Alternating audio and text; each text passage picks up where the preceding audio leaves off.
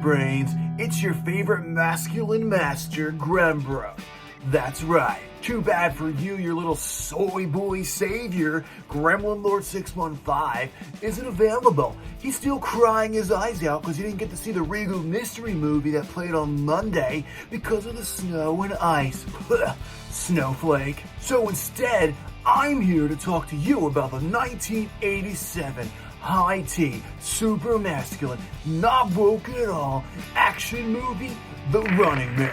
Grembro? What? We're gonna need you to take off that jacket so we can see the outfit. No. They want me to take off my jacket so you can see this pansy-wansy lycra gold outfit that they had me wearing. No thank you. While it may look good on Arnold Schwarzenegger, really cupping that supple derriere of his, no thanks. In a future dystopian America, a wrongfully accused and convicted policeman gets a shot at freedom when he's forced to participate in a TV game show where convicts called runners must battle killers for their freedom. Rated R. So, The Running Man... Ugh. Sorry about that. The Running Man has been on my radar for years. I knew what it was, but I never had the chance to actually see it. And with the new version of the movie that came out last year starring Glenn Powell, my interest was renewed. But I must admit, I ended up liking it a little less than I thought I would. Arnold Schwarzenegger stars as former officer Ben Richards. He was ordered to fire upon 1,500 unarmed civilians who were partaking in a food riot. Woke. When he refuses to do so, he is subdued and another officer carries out the attack. Richards gets framed by the crooked government and becomes public enemy number one. I've always enjoyed Arnold Schwarzenegger movies, from his actions, comedies, and dramas. His performance in The Running Man, however, felt subdued. He's still performing the crazy feats of strength and dropping one-liners, but there was something missing. I did read that the production of the film didn't go very well, so maybe Arnold was just kind of over it. I do think that this is the most I have seen Arnold run. That man was really moving it. Once Ben was captured, he was offered the chance to earn his freedom back by participating in the hottest television around, The Running Man. The show is hosted by Damon Killian, played by Richard Dawson. Yes, the host from Family Feud. And let me tell you, he did an amazing job. Sure, playing a game show host is what he's known for doing, but he plays the smarmy, nasty host to a T. Dawson gave all the personality I could have asked for and then some. He was my favorite character of the movie. Sorry, Arnie. The rules for the game show are simple. Ben just has to survive and travel through the designated quadrants. If he does, he will gain his freedom. However, there are highly skilled killers called stalkers released to hunt him down. Each one has a shtick that's pretty standard to these type of action films. Sub-Zero, played by Professor Toru Tanaka, is a hockey player with a razor-sharp goalie stick. He also has exploding hockey pucks. Fireball, played by the NFL legend Jim Brown, has a jetpack and a flamethrower. Buzzsaw, played by Gus Rethwish, has an affinity for chainsaws. Dynamo, played by Erlen van Lift, was the most interesting to me. He wore a light-up suit of armor with a glowing mohawk. His suit allowed him to shoot out these electrical blasts, and he also sang opera. And finally, we have Captain Freedom, played by Jesse the Body Ventura. He's the all-American pretty boy. I'll admit, seeing Ventura with that perfectly coiffed hair was a sexy sight to see. But don't worry, there's someone there for you heteros too. Maria Conchita Alonso plays Amber Mendez, the love interest. Then there's the other familiar faces. The rebel Mick is played by Mick Fleetwood from the band Fleetwood Mac. Frank Zappa's son also plays a rebel. The film itself is based on the novel of the same name written by none other than Stephen King. The director is Paul Michael Glazer, better known as Starsky from the hit TV show Starsky and Hutch. All of the dance sequences were choreographed by Paula Abdul. And then there's audience member Edith, played by Lynn Marie Stewart, who is best known for playing Miss Yvonne, the prettiest woman in all of Puppetland, on Pee-wee's Playhouse, and also Charlie's mom in It's Always Sunny in Philadelphia. Just seeing her puts a smile on my face. And that's a lot of star power for this film. But let's go back to the stalkers. I wasn't expecting any kind of deep portrayals here. I know what kind of movie I'm watching. But I was surprised with how little character they actually had. Usually these type of villains really ham up their shtick. But maybe there was a time constraint trying to fit them all in. It's shown that the audience loves them all. So I was hoping for a reason to as well. Because this is a kind of action film where you expect all of that cornball stuff. But they ended up being more cardboard than anything else, and that stunk. Dynamo at least had the angle of singing opera, though I wish they had him singing while he was shooting off his blasts. Something like,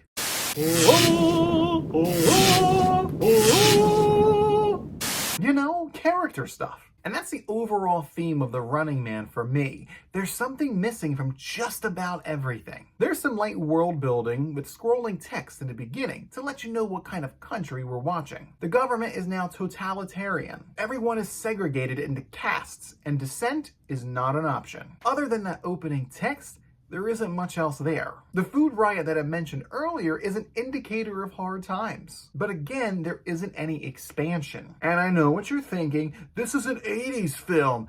I know. But that doesn't mean there can't be a little more oomph.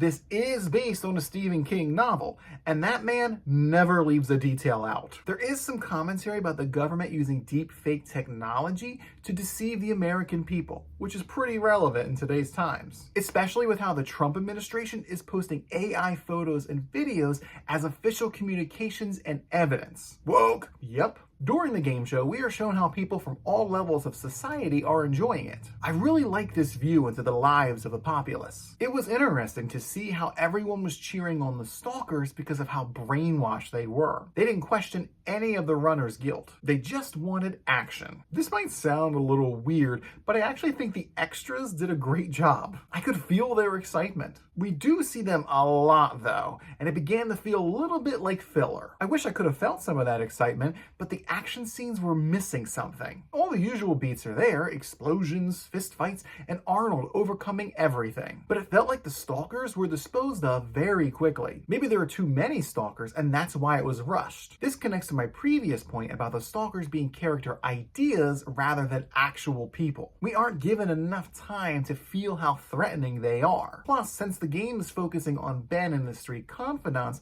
there aren't any innocent bystanders who can act as cannon fodder to show us that. The players are launched into the quadrant zones via this rocket cage tunnel. It's a pretty neat visual of the skeleton cage with rockets attached zooming through these concrete tunnels. However, the sequence of them traveling is long, like really long. We see Ben and two others travel through these tunnels for at least a minute. Then there are two more characters that travel through them later, and we see all of that too. It actually hurt my eyes after a while with all the strobe effects. These sequences could have been cut down some, and that time could have been given to the action parts. Visually, The Running Man looks and feels like a 1980s film, and that's not necessarily a bad thing. I really like the matte paintings used for the cityscapes. I never get sick of that. But those are the only parts that actually had that 2018 futuristic vibe. Everything else looked very 80s. That could be a budget thing. The high-class people looked like yuppies. The poor people looked like the poor people that we see in all dystopian films. Scruffy and dirty. The set of the game show was really neat too. It had a multi-tiered stage,